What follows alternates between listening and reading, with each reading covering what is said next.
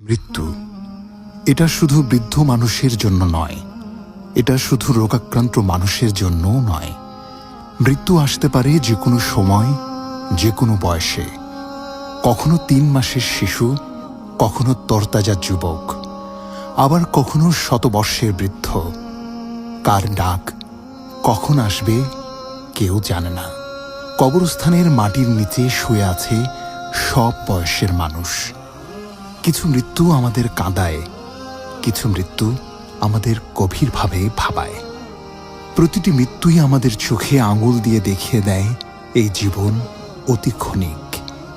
যাদের আমরা ভালোবাসি অনেকেই চলে গেছেন, আর একদিন আমরাও চলে যাব। এটাই চিরন্তন সত্য। মৃত্যু থেকে পালানোর কোনো পথ নেই। শুধু একটি প্রশ্ন থেকে যায়, আমি কি প্রস্তুত? আল্লাহ বলেন, কুল্লু নাফসিন যায়িকাতুল মাউত। প্রত্যেক প্রাণীকেই মৃত্যুর স্বাদ গ্রহণ করতে হবে। সূরা আলে ইমরান আয়াত ১৮৫।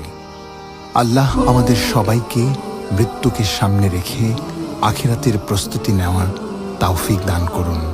আমিন।